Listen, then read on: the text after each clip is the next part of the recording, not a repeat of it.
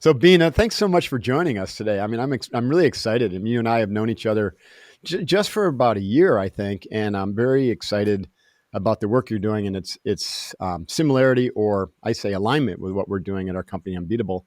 Before we get into some of those details about vertical development, tell us a little bit about Beena. Where were you born, and what were some of your childhood influences, and Yeah, some well, of first, I the want to things say that thank shaped you you for in this work? inviting me, and I'm very excited to meet you and get to know your work, and also for potentially collaborating with you because we are serving the same larger purpose. I feel the largest purpose we can imagine for ourselves and for the world. So, I agree.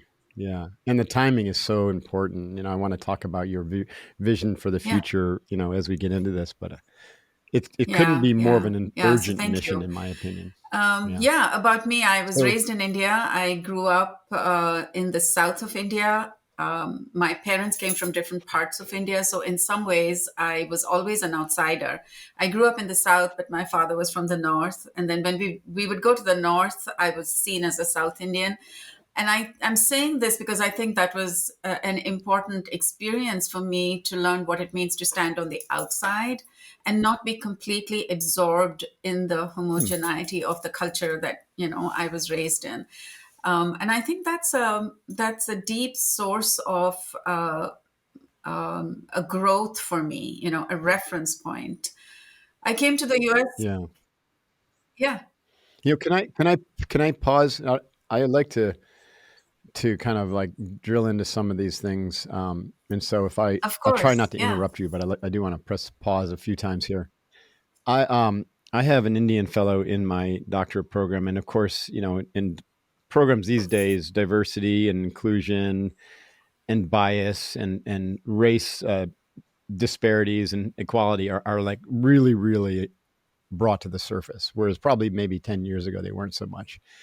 And what was fascinating for me to learn from this Indian guy, Venkat, was just how much racial disparity and separatism exists in the Indian culture. Because, I was thinking, well, that really only exists in America. Everyone else is kind of more squared away. But apparently Yeah. that's not true, right? So I thought it's fascinating. I think it's interesting for people to hear. This Yeah. is a global issue, right? It's not No, I think it's something related to the related to human just mind. Western culture. And it's related to our perspective taking, Exactly. and in some ways that's actually very relevant to our topic today because our perspectives evolve as we Right. grow. Early on, if even if we had these allergies to others, we were raised to not trust others. We were raised to trust only family. Blood is thicker than water. And as we get socialized and conditioned, we absorb all those I would say rules to keep ourselves safe, and there's Right. value in belonging. We are safer in numbers, etc. But as we develop and mature, we realize that's a very limited view, and we separate ourselves from that. So this idea about Right. disparities and seeing others as enemy is a very early stage idea, I would say. And many of us grow through that Yeah. and pass that into recognizing that that's not actually true. And our circle of embrace expands. And for some people, because of life circumstances, because lack of inner and outer resources, that movement doesn't happen. But I think it has the potential, Right. to grow in every human being. I agree with you, and not to go deep into this right now, but just as kind of a harbinger of what's to come in our conversation, because it's very relevant at the global stage right now when you see, Russia, which is led by, an either a self-centric or certainly a group-centric, egoic, ethnocentric leader like Putin attacking Ukraine, who, I believe is being led by a more world-centric individual in the younger Zelensky. It wreaks great harm when you have a structures we have in this bipolarized or multipolar, geostrategic type structure that was built in the industrial age, post World War II, that allows undeveloped leaders to have control of nuclear weapons.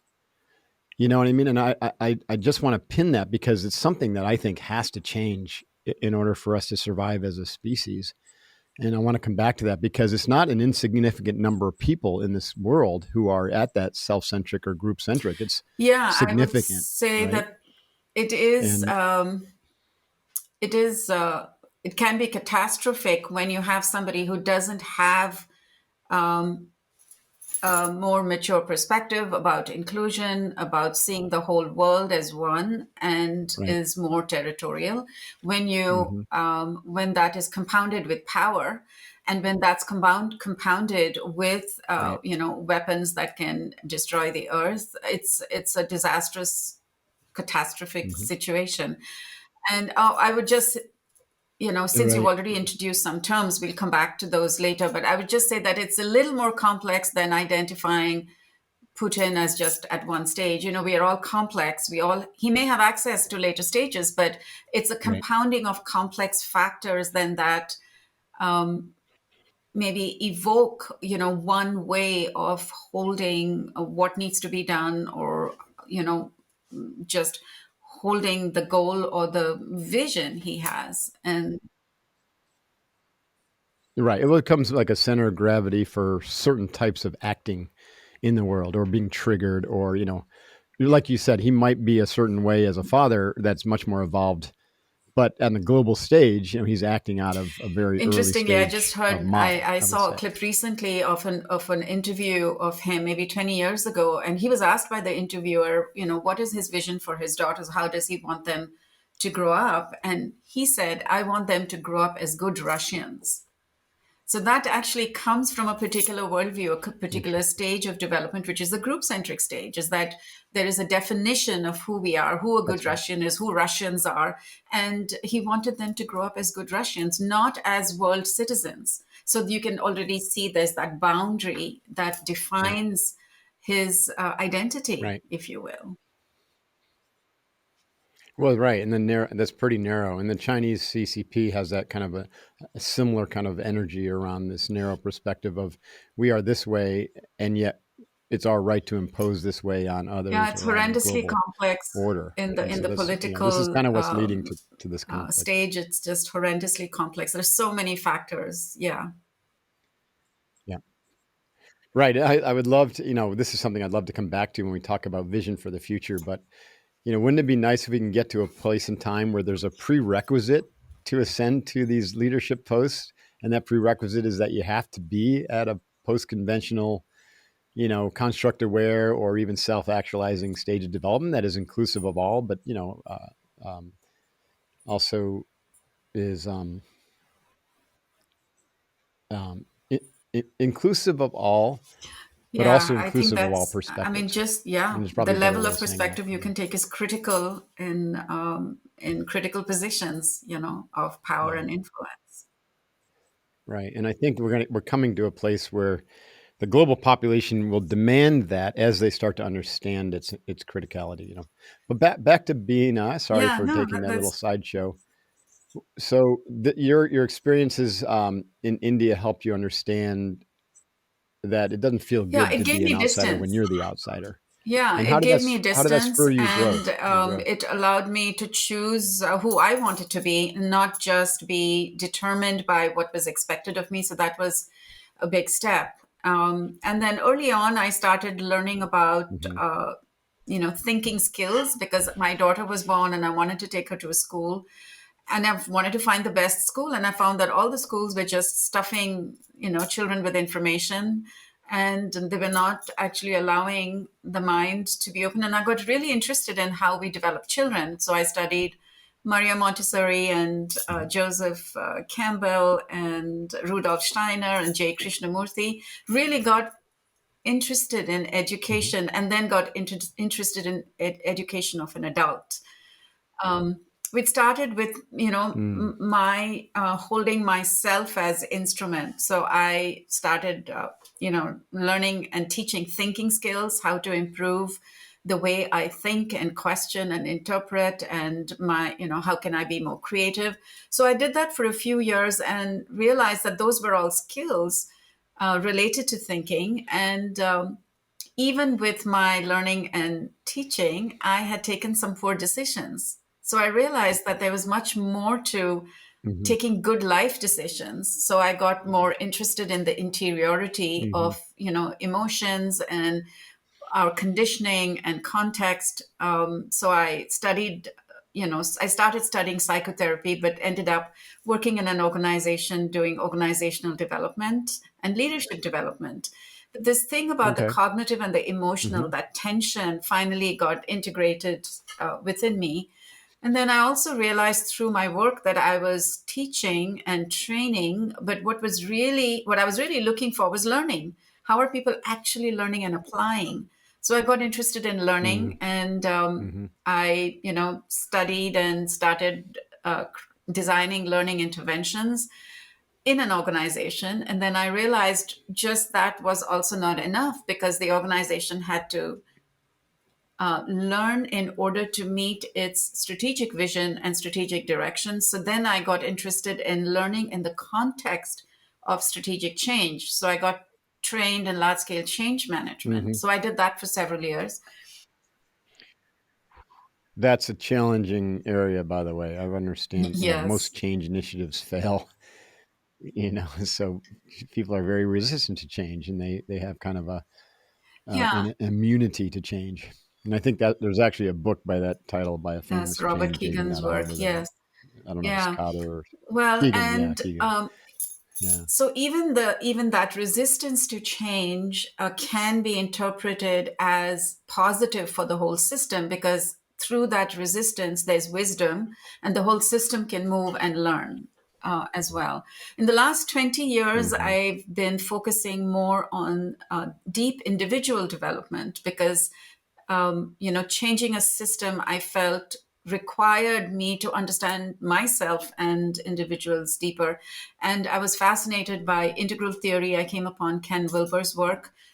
And so Mm-hmm. he, as you know, has, sort of codified or understood, researched, investigated the last 10,000 years of human endeavor, and seen these major patterns of how we Mm-hmm. understand our world, and created a comprehensive theory of Mm-hmm. everything called integral theory. And amongst all the dimensions of integral theory, I was most interested in what we call vertical development, which is this expanding of our mindsets, Mm-hmm. the evolution of every human being as we grow and understand our world and we make meaning, we come into new ways of storying what we are experiencing. So I was got most interested in that, and I was very fortunate to meet Dr. Mm-hmm. Suzanne Kugroiter, whose research at Harvard, has been seminal, built on you know, already 30 years of research by Jane Lovinger, who was another psychometrician.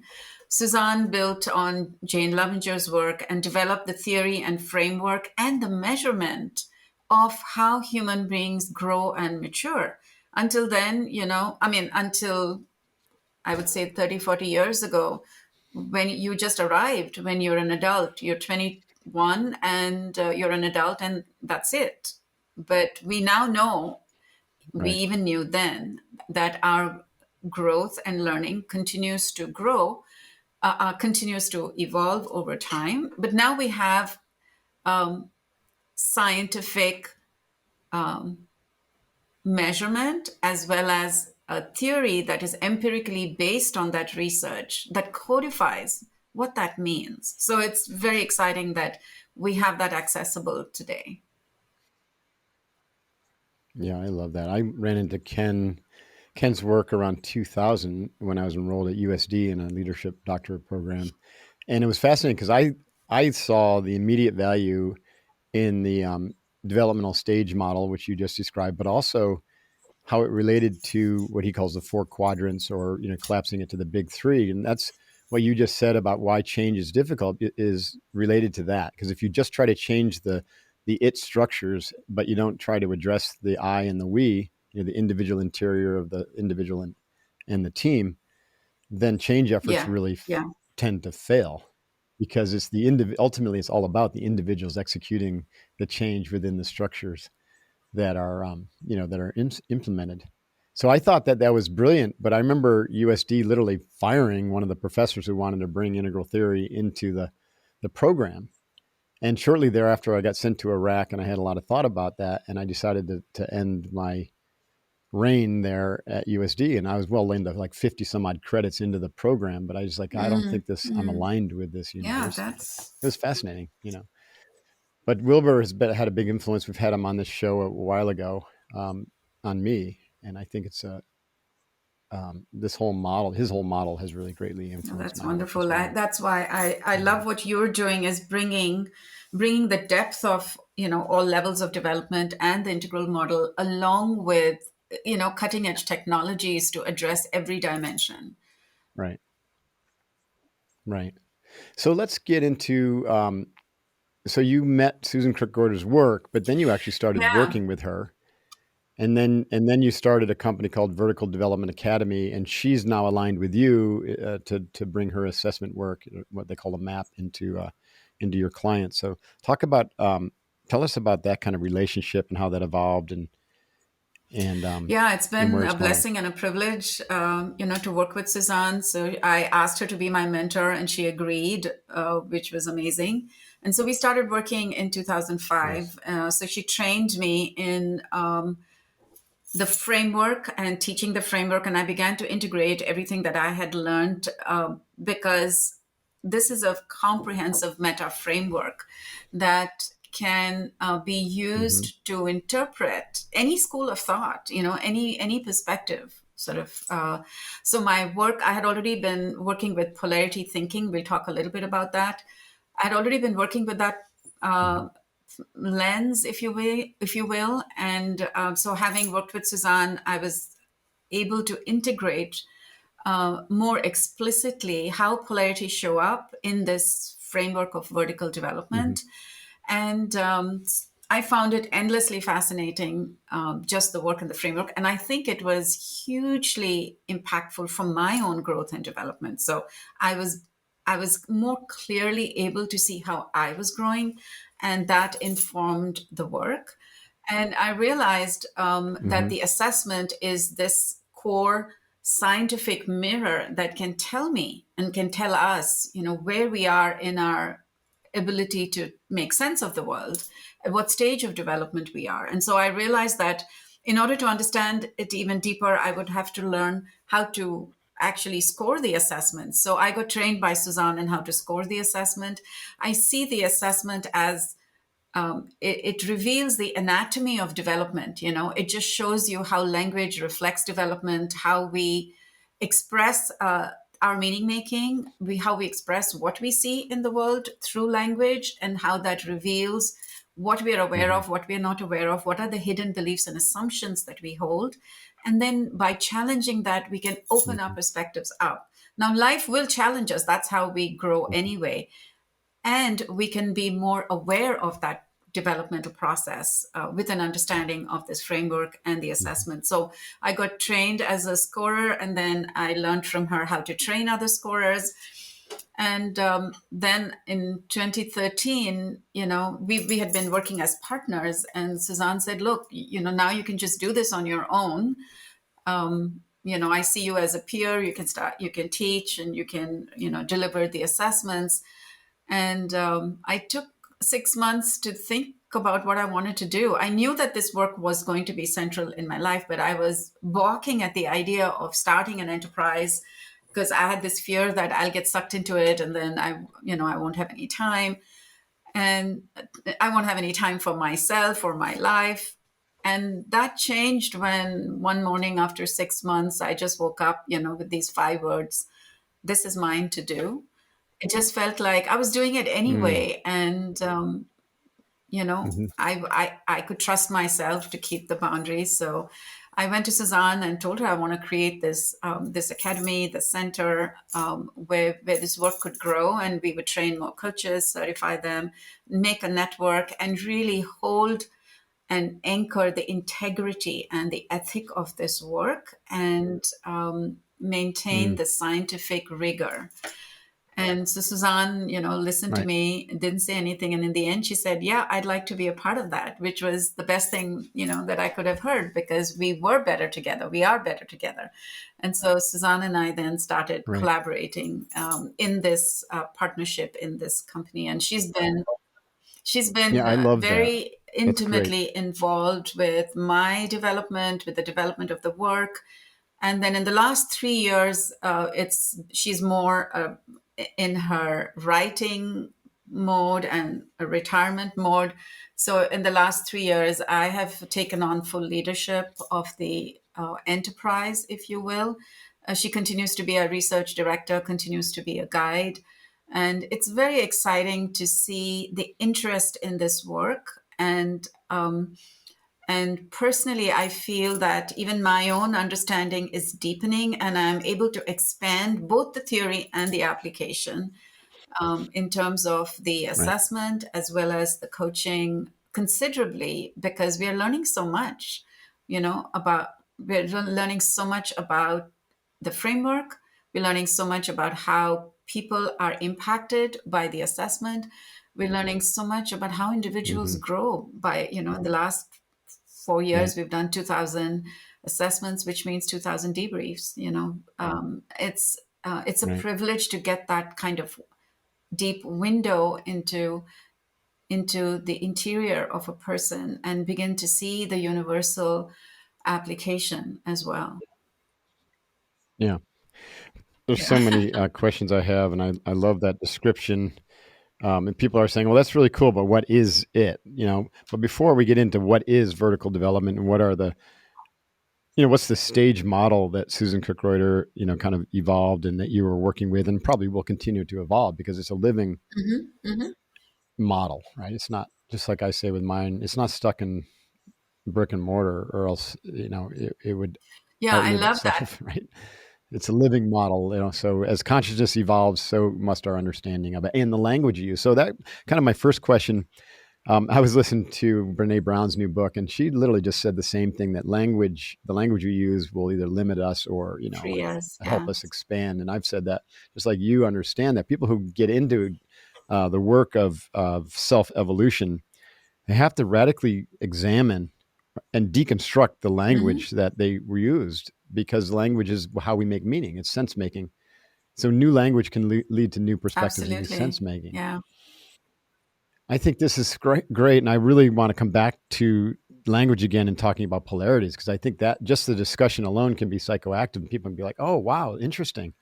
Right? Polarities exist in our lives because we live in this duality world, and so to be able to be aware of them and understand the language of the range of polarities that exist, or the ranges that exist within polarities, can really help meaning making and problem solving and conflict resolution and those types of things. Well, why don't we start there before we get into vertical development itself? Because I know polarities are part of it, but how does language, how do language and polarities kind of fit together? And take us through the general philosophy of polarities. You were working with that before you Yeah. started the stage Yeah, so development model. polarities are basically tensions, we all face them. Polarities are interdependent values or strengths that we tend to navigate, struggle with, and sometimes we pick one over the other, thinking one is better than the other. And as we grow, we realize, well, it's not this or that, it's both. So we all know that. If you, I mean, just take work life balance. There was Both no and. such thing 30, 40 years ago. But then, as the workforce started over focusing on work, then you began to see, organizations began to see the downside of that. People were exhausted, there was burnout. And then it became a thing to say, hey, work is not everything. You also need to pay attention to your life. So Hmm. work life balance became an organizational imperative for more functional, integrated human beings. Now, it seems so obvious, but this Hmm. is just the core. Right. It's like inhaling and exhaling. We have to inhale to live and breathe and be breathe, Hmm. inhaling, and we have to exhale to live. To Hmm. to pick one or the other as better is like saying, oh, the inhalers are better than the exhalers. Or inhaling is I better than love that. exhaling. There's no such thing. You need both to Right. live. So there is a class of tensions that are actually polarities. There are many, many tensions that may be in opposition that may not actually be a polarity, but you pick one over the other and you're good to go. It solves the problem. But not all problems are Right. problems that can be solved. Like this problem of inhaling and exhaling, which is better, we can't solve that. Right. It's not about solving it. It's just about kind It's of about moving it. It's along about a harmonizing, healthy scale, integrating, managing it, and harmonizing the doing scale. Right. both. And you have to do Right. both over time to Right. exist. So this can show up in individuals. It can show up in organizations. So just for an example, it could be you and I are working in a team, and I like to plan ahead and make the plan and work the plan, and that's the way I feel I will be an effective leader. And you, on the other Mm-hmm. hand, may actually like to really wait to see what's actually happening before making a big plan. You're more relying on, let's adapt to what's emerging, let's pay attention to what is real instead of thinking ahead, because we can think ahead and make all the plans we want, but if we don't pay attention to what is happening, the reality here, we may miss the bus. So we have both different Right. orientations. So I'm focusing on planning, thinking ahead, and you're focusing on adapting to what is emergent. And with an either or Right. mindset, we can see each other as a problem or problematic, each other's approach is problematic. So you might say, well, Beena is all the time planning and thinking ahead, and she's forgetting what is actually happening. And before long, none of her plans are actually achieved or achievable because she's just not paying attention to what is happening currently or adapting, however you want to say that. Mm-hmm. Whereas Mm-hmm. I am adaptive, and I can be more successful as a leader by paying attention to the details, to the signals on the ground today, Mm-hmm. not what I can do 6 months later. Bina, on the other hand, will Mm. look at Mark and say, Mark is just, he's just not thinking ahead. He's just being reactive. He's just responding to what is now, Mm-hmm. and he's shifting and changing, and he's all over the place, and he's chaotic, and he doesn't How did you and he know me so doesn't well? My goodness. he doesn't bring the structure that is needed. Otherwise he's not going to be an effective leader. So we see each Right. other's pole, which is a polarity. So this is a polarity where one pole is planning and the other pole is, let's say, flowing, emergent, adapting, however you want to say it. So Right. when Right. I privilege my pole, I see your pole in its negative. And when you focus Right. on your pole, saying that's the better way, then you see my pole in the negative. And so we are both the worst in some ways. We can't collaborate This is very well. fascinating to me because most people listening have been exposed to typologies like the Myers-Briggs or DISC, but I've never seen them taught in the context of polarities. And that would be extremely valuable to merge a typology assessment that says, okay, here's these different ways of being. And usually they're, like 5 factors. They're either 5 or 4 different kind of major ways that people behave or their personality types are.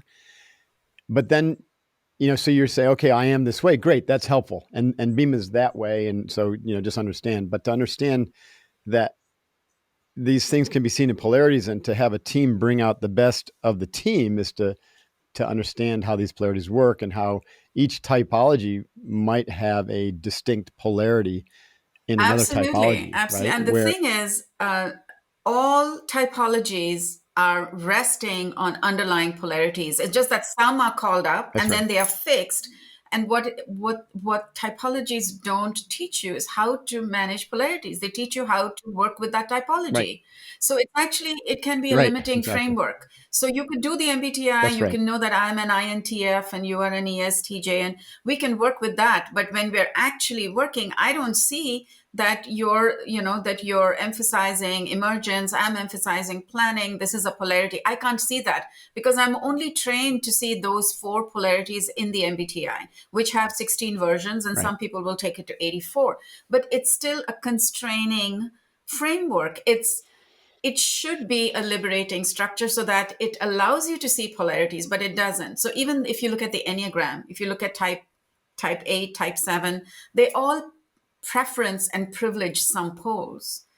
And Right. Well, the other thing, since we're talking about these, and I'd love to get your perspective on this, is I've never seen them taught where the facilitator buys into the idea that the type will change as an individual evolves. What they usually will say is the type may change based upon the situation evolving. But when I look at who I am as a self-actualizer or becoming as a construct aware human, I'm very different. My type is very, very different. I am way more spontaneous and adaptable than I was when I was a CPA, right? And a different type back in my 20s, where I was much more of a planner and a thinker, because I was stuck in my head, Yeah, so this is the other thing. right? As we mature, we are freer from our patterns and the way we define ourselves. So, at early stages of development, Right. we like to say, oh, I'm this type, I'm the thinking type, you're the feeling type. It's orienting. So, it's actually helpful up It's to a like the point. But we right, then, as we grow, we continue to define ourselves in more and more expansive ways, and that right, shifts. So we actually say that as you grow through maturity, you arrive at the style of no style. You're not bound by right, any. You can be anything because you realize that you're right. fixing yourself. And it was a story you said, and it was also a conditioning. So at later stages, we That's become right. aware of our conditioning, and we loosen our own conditioning and systematically, progressively, until we are free of that. We can be free of that. Now, that's a Right. tall order, I love but that. it's the process. It's and that's what we mean by when you become construct aware, you get to deconstruct the conditioning and the personality typologies and all that, and then reconstruct, like you said, whatever is necessary for you to thrive in a situation or in the life that Yeah, you want to that's why live. I don't like to teach Definitely. typologies. And I support anybody who learns the typology. And I say, just add this layer. See the typology as a That's right. certain set of polarities and understand how polarities work. Understand how you would name a polarity. How would you identify it? How would you see your own Mm-hmm. preferences? And how will you include Mm-hmm.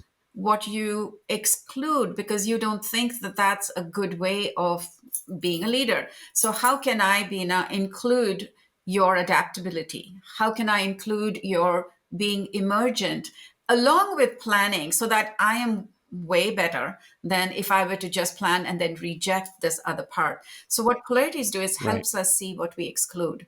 It helps us see what we I love that. privilege, and then it helps us be more powerful because integration is powerful.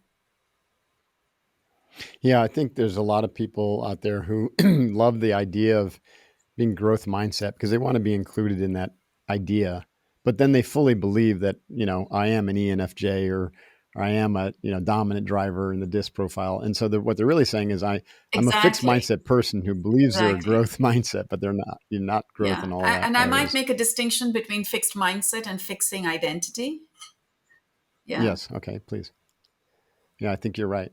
So, built upon this idea that polarities can help us open up to be more inclusive and growing and deconstructing and reconstructing our worldview and our identities and etc.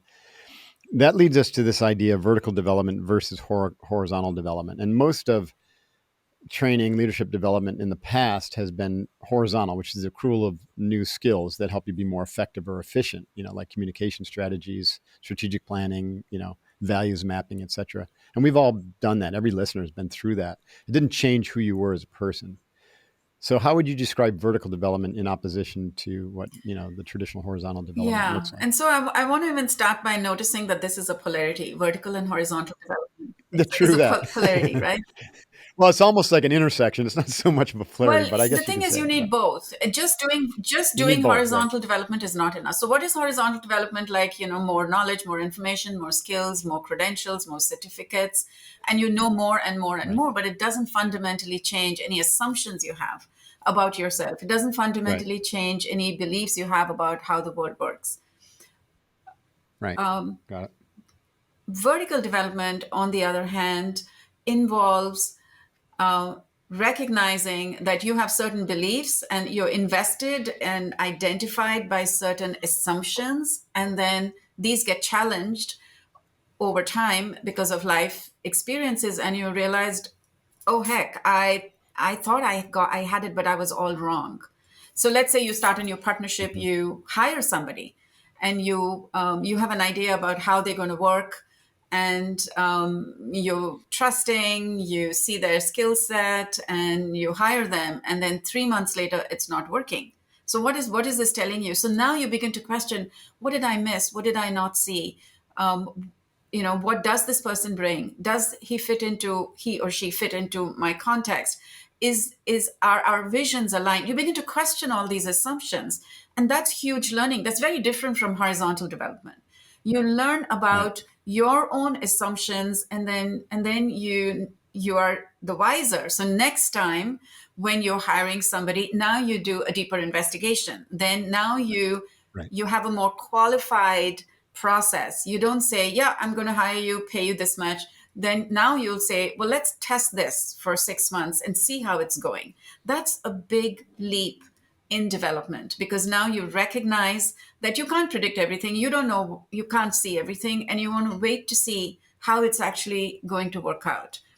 A more personal example would be, all of us have been in relationships. You get into a relationship, you love this other person, you have an imagination of who you are in this relationship, you get married, you have an idea about who you're going to be as a husband, as a wife, or what marriage is. And then 10 years later, 10th anniversary, you catch yourself reflecting, oh my God, now I had no clue 10 years ago. Now I Hmm. understand what marriage is all about, because now there's reality. Your real experience has shown you that you had some ideas and ideals about marriage, but reality is Hmm. actually different. So, in some ways, we can say that maturity or this vertical development is coming closer and closer to what actually is, and tests our ideas about what we think is true and what actually is not true. It sounds a Right. little abstract, but I think that's, with those examples, it helps you see that we have some idea that gets challenged, and we come up with a new idea. Oh, that's not marriage. This is what marriage is like, and Right. you're now a new, you're living in that marriage in a new way with new perspectives. The things that bothered you 10 years ago don't bother you anymore, and Right. that is Yeah. And vertical development. that makes a lot of sense to me. But to help frame it even further, based upon Kirk Reuter's work and Ken Wilber and you know Claire de Graves and Lovinger, they've shown that there's kind of these center of gravities that stabilize or that you can kind of point to in this developmental or maturation process, and so we call those developmental Yeah, stages. Um, and that's very helpful because it creates a map. And when you're doing developmental work, it's very helpful to have a map. So you don't, so you kind of know if you veer off out of the terrain, you know what I mean? If you're going sideways or you're going backwards, yeah, you can be like, oh, maybe I need to do something different, or there's something holding me back, right? I'm doing good in these areas, but let's say like to your point, my relationship is really stuck. Then the map can really help us. So let's talk about the most, um, kind of like the three most dominant stages, which are I would say egoic and ethnocentric and world centric. Those are Wilber's terms, or pre-conventional, conventional, post-conventional. Let's characterize those three, and then if we, as we have time, maybe get into some of the more nuances that yeah. Actually, exist within those yeah. three. So the when you mention stages, so vertical development involves people growing through these stages of development that are recognizable, that can actually also be assessed. So if you're okay, I can Right. actually quickly go through the stages instead of the bands, Sure. because that brings greater clarity. So the first stage Got of it. Yeah. development is when we are centered on the self, which is called self-centric. All we have capacity for is surviving and protecting ourselves. And Right. so that is the earliest stage of development, where we are not yet even socialized. We have no concept of the impact on the other person. So if somebody Hmm. needs something, they go steal it. I don't care whether it's yours or it's not supposed to be mine. I'll just take what I want because I need it, because my need is immediate, and this involves me surviving. There is no concept of the rules or norms, and there's no concept of impact on the other person. And at such a stage, if you give me any feedback, hey, you're not supposed to steal, I see that as an attack, and I will only retaliate. Right. At the next stage Right. of development, for the first time, I realized that I can't just steal something because I want it. There are rules, there are norms. And I realized that, how long am I going to just be sort of running and trying to survive on my own? I actually want to be part of society. I want to be included, because there are benefits, and I'll be Hmm. liked, and I can be protected by my group, whoever that group is, my faith, my country, my race, whatever that is. So that's the next stage, is the group centric stage, when we get when we are socialized into a group identity. And when you give me feedback at that stage, I see that as I get embarrassed because I want approval, I want to be included, and I feel shame if you give me feedback. I'm Mm. relating this also to, since we're talking about coaching and leadership, I'll relate it to what happens in the context of feedback. So that's the Right. group centric stage, when the world is divided into us and them. And then at the next Hmm. stage, and at that group centric stage, if you sort of attack my group, you attack me. There's no difference. So there's really no separate identity. These stages of Right. development are also stages of identity in a certain way, how we see Hmm. ourselves. At the next Hmm. stage, Oh, and they can exist at a cultural level as well. yes, yes. But Yeah. the focus, my study has been only at the individual level. So I'm Right. not that, I mean, I can see how it applies, how the individual identity then manifests, and how a culture is Hmm. created, and where the center of gravity of a culture might be. I just haven't, I mean, it's more complex. So this is Yeah. something that Check. I'm sort of clearer about because of the research. So at the next stage, for the first time, I have the sense of a separate self. It's called the birth of the psychological self. Now my identity comes not from my group, from what I do. So whatever I do, I can be, if I'm a carpenter or a doctor or a lawyer, I want to do it better, because the better I am as that professional or as that doer, the more sense of self I have, the better I feel about Hmm. myself. So that stage is called skill centric. So at this Hmm. stage, if you give me feedback, if you criticize like my work, you're criticizing me. There's no separation between what I do, my role, my action, my craft. There's no separation between that. So that's the skill centric stage. Then the next stage, which is the highest in the band that we call conventional, is the self determining stage, which is a huge leap. Here now I'm no longer defined by what I do, but my choices. Who am I independently? What do I think? What do I want? How do I want to reinvent myself? What do I want to achieve? How can I change the world? So there's a much greater objectivity. There's more reliance on a scientific sort of an approach, and I Hmm. apply that to myself also. I can be objective with myself. So at this stage, if you give me some feedback or criticism, for the first time, I can actually listen, observe myself, and say, you know what, you're right. I could have done that Hmm. differently. That is a huge level of maturity. And a lot of, I mean, I would say, what, 50% of the general population isn't there. But this is Right. the center of gravity of what society supports, the self determining stage. We all, Right. those of us who are educated, Entrepreneurs, educated educated people, we individuals, have inner and outer executives. Yeah. resources. We want to grow, we want to learn, we want to change, we see problems, and we want to do the best. So we do that. So up so far, you described what I understand is to be the pre and the And the pre-conventional and conventional. conventional, which is the majority of the global Yes, population, about 70 to 80%. 75% of the general Yeah. population all fall within these four stages. So Okay. the next Good. stage is the entry into what is called the post conventional realm.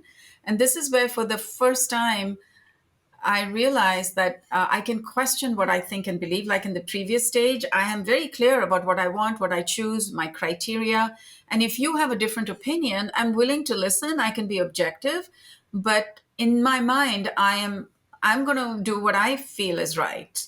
And Hmm. we can agree to disagree, but I don't actually see the truth in your perspective. But I'm But happy. I'm not going to demonize you for your Yeah, we perspective can either. agree. I can Yeah. be logical about it. I can say that's your view, and I'll continue to do what I want to do. I'm not really Right. impacted by that. I want to change things, but I am not changed by things as much. At the Hmm. next, so the first post conventional level, for the first time, I realized that who I am, what I choose, what I believe is a result of my conditioning, because I was raised this way. I was in India. These were my parents. I was in the North and the South. I realized that these are why I am, this is my makeup. And I was conditioned by my context. And for the first time, I can look at you and realize that you hold your views because you were conditioned by your context. You grew up in America, you did yoga, you were in the Navy SEALs, and this is why you have this sort of worldview. So, who am I Hmm. to say that I am right and you are wrong? We are Hmm. both right. So you also bring truth. I also bring truth, and everybody brings truth. So now there are multiple perspectives that I recognize the truth of. So that is a Nice. huge leap in development, which is Right. at least necessary for us to understand different perspectives. And at that stage, if you give me any feedback, I actually welcome it, because you're showing me things I don't know about myself. And that's Right. welcome. I realize there are parts of me I don't know. There are hidden parts of Right. me that I don't know because I'm just discovering them. And so when you give me feedback, I welcome it. At the next Right. stage, which is the self actualizing stage, I'm realizing now that yes, all views are equal because everybody's truth is a truth, but there are some principles, there are some absolutes, there are some truths are higher truths. Right. And so now, for the first time, I'm able to hold that position, even if it means excluding some truths in the context of a higher truth, in the context Mhm. of the larger system, for the greater good, the idea of the Mhm. greater good. I can take some decisions. So that is also an integrative mindset, if you will, where Mhm. you can see Mhm. multiple perspectives and you can integrate them for the good of the larger system. Right. And that's, again, another big milestone in development. And at that stage, if you give me feedback, I not only welcome it, I will actually go invite feedback, because I realize that feedback is necessary between the individual and the environment. Conflict is a part of a viable system. So I will actually Right. invite feedback. Sometimes I may not even invite feedback, but the way I interpret the situations around me, that is feedback to me about who I am, Mhm. about how I'm seeing the situation. Mm. So that's the self actualizing stage. And between, like, as I already said, the post conventional stages, there are about just 20 to 25% of the general population will be in the last four stages. And these first two stages of the post conventional, you might have about 18 to 20%. Right. The next stage is a big Very. milestone, which is called the construct aware. And Mhm. you have about 5 to 6% at that stage. And at the construct aware stage, after having discovered these higher principles and the deep desire to know one's own depth and one's own psyche, one's own blind spots, one begins to realize that these higher principles are also constructs. They're ideas. They're just stories that we tell. So then you come into this understanding that through language, we're making stories about everything, and all stories are constructed. And I have a story about myself, and that's also constructed. Myself is also constructed, which is like literally where in the earlier stage you have the rug that seems to have been pulled out from under your feet because your fundamental assumptions are challenged. At this stage, it's like the earth is gone from under your feet. it's Right. it's like there is nothing, there's really nothing to hold on to. It is disorienting, it can cause Mhm. despair. And the freedom from the mind is a huge leap in Right. consciousness. This is like in a spiritual practice, the dark night of the soul kind of happens in this construct aware phase, Yeah, I would say in right? some fashion the dark night of the soul happens in each of these are True all that. Yeah, it's major good. That's a great transitions. perspective. Right. I love that. Yeah, Thank you. yeah. Interesting. And so I become aware of my mind. I'm standing outside my mind. I recognize that the mind has all these habits and I am identified with the mind. And then there's this big realization that until now, I always thought that my awareness arises in my mind because I'm identified by my mind. And at this stage, at the construct aware stage, I realize it's the mind that is arising in my awareness. My awareness is much bigger and I can watch my mind function, Hmm. which then automatically sort of gets us to the last stage, which is the unitive stage, where finally it is that you don't have these boundaries because it's mind that creates these boundaries and these divisions. And so it's also called no boundary consciousness, Hmm. where I can look at you, Mark, and see you as me. There is no Hmm. difference. You and I are both an aspect of this larger awareness that is manifested in this particular body with this particular conditioning. But fundamentally, the air we breathe unites us.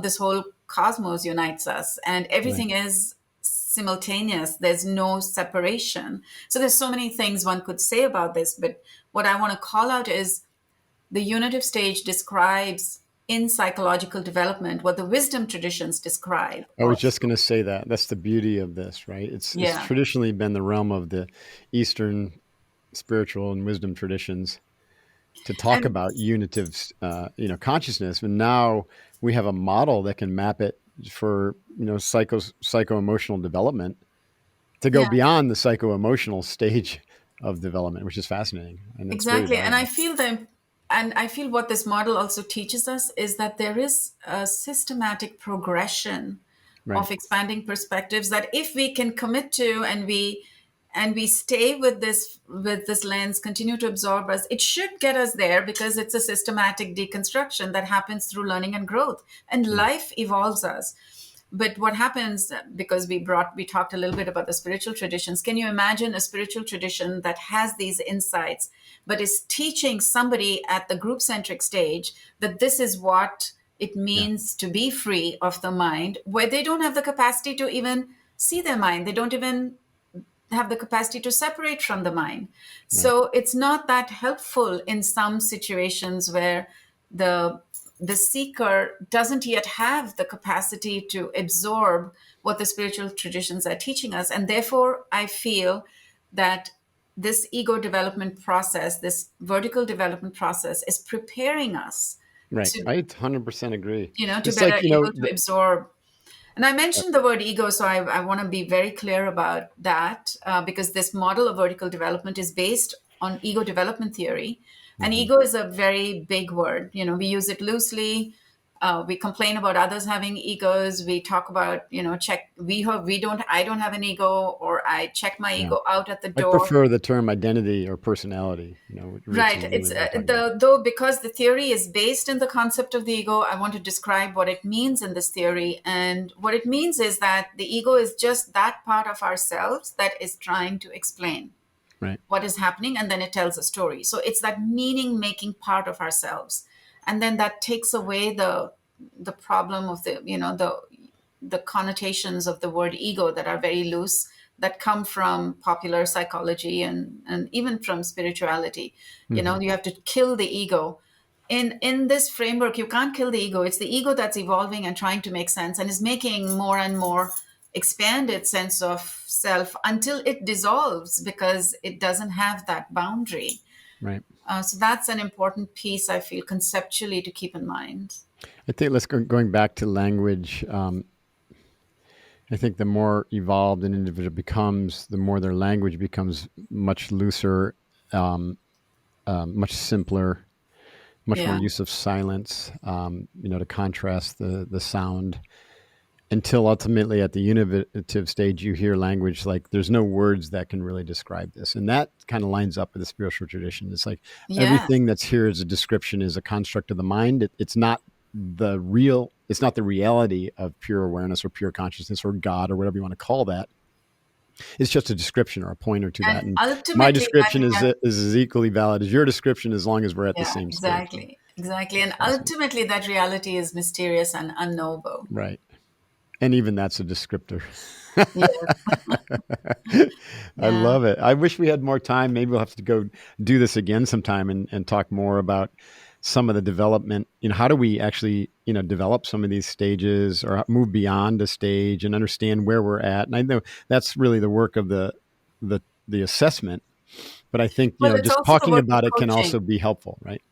Yeah, it's also the work of coaching. So Right. Right. if you are familiar with the stages, then you don't, you know, if you really explore this and begin to observe yourself as instrument, then even without the assessment, you can begin to work with yourself. You can Right. facilitate your own You development. become your own self coach. And I think that's very Absolutely. powerful. And you can coach other people as well. We're teaching coaching now as one of the most valuable leadership skills, not just for coaching your team, but for Oh, for coaching leaders yourself. too. Yeah. Yeah, that's awesome. Yeah. Very Yeah. cool. There's so much more we could talk about, but we probably should pin it there. No, Um, this is a pleasure, Mark. it's been great. I love talking to you, Beena. I really appreciate the work that you're doing. I think that you are on the leading edge of some very important work. So keep it up. Where can people learn more about your work and the Vertical Development Academy, and if they want to take the maturity assessment, those types of things? Yeah, just our website is verticaldevelopment.com. So you can just Mhm. write to me, Beena at verticaldevelopment.com. You can take the assessment. We have some resources on our website. And I think through our partnership, Mark, perhaps people who are following your work and even coaches you're working with, through our collaboration, you can access our work. So more on Yeah. that to come as we Yeah, more on develop that to come. So we're going to what we want explore to do that and how, together. right. I think there's a perfect synergy between what we're doing and we need to, we're getting to the point where assessing an individual centered gravity and helping them with a map for growth. And then, what our work is what I mentioned earlier. Our work is basically a integrated development model of the Mm-hmm. 5 mountains that can really help accelerate growth. And Mm. I know that's an assertion that Wilbur makes and even I make, and I want to validate it someday that you can accelerate, becoming psycho-aware and doing coaching, but actually becoming a developmental machine and then having an organization, which is the whole DDO concept of Keegan's, deliberately development organization, where when you go to work, you're actually developing yourself. It can greatly accelerate Absolutely. your journey toward higher stages of awareness. And that can be Yeah, quite I pleasant. couldn't agree with you more. And the one thing I would add that if we look at that as a polarity, then we would also have the other piece is that the forces of life are conspiring with us to grow. It's not just us doing what we're doing. True that, yeah.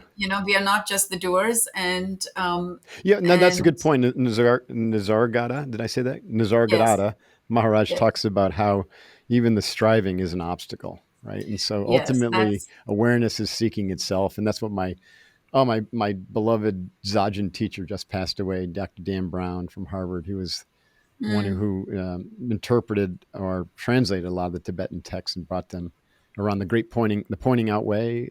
Just a beautiful yeah, yeah, tradition. yeah.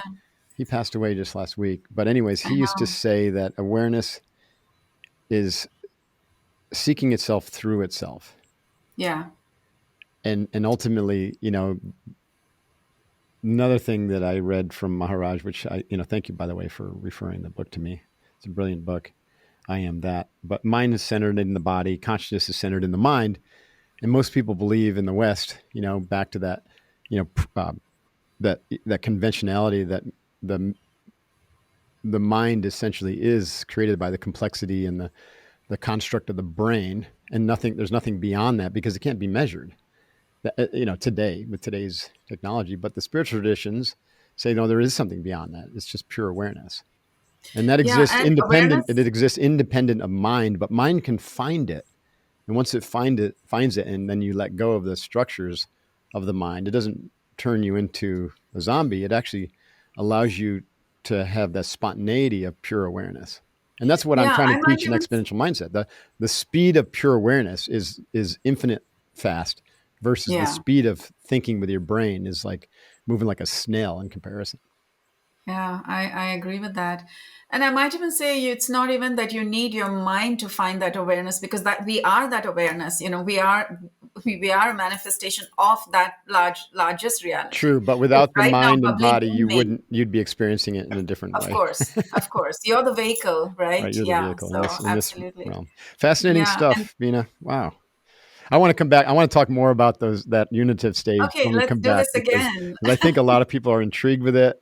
They don't know how to get there. It's the 1 to 3%, and they all use different language. And so I kind of want to democratize that idea of enlightenment and let people know that hey, this is your birthright. If you want it, Oh, it's I there could for you. not agree more. Yeah. I could not agree more. And we need Thank you it. for We saying need that. leaders who lead with that, right? Who lead Yeah. with, hey, we are one human race.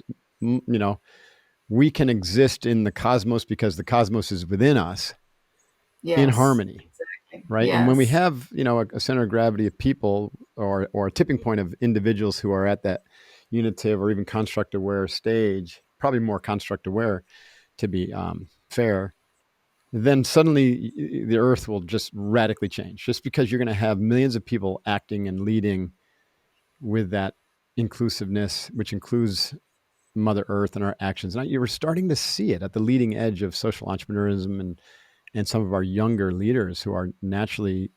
It seems like they've what for whatever reason have come in with this kind of higher stage of of awareness. Yeah, I am so inspired by that. Yeah, let's join forces. I agree. It's important work. So thank you for doing what you're doing and for this very interesting and educational episode of the Mark Divine Show. You rock. Thank Appreciate it. you. Thanks, Mark. Thank you for doing what you're Yeah, doing. thanks, Beena. All right. Take care. We'll talk soon.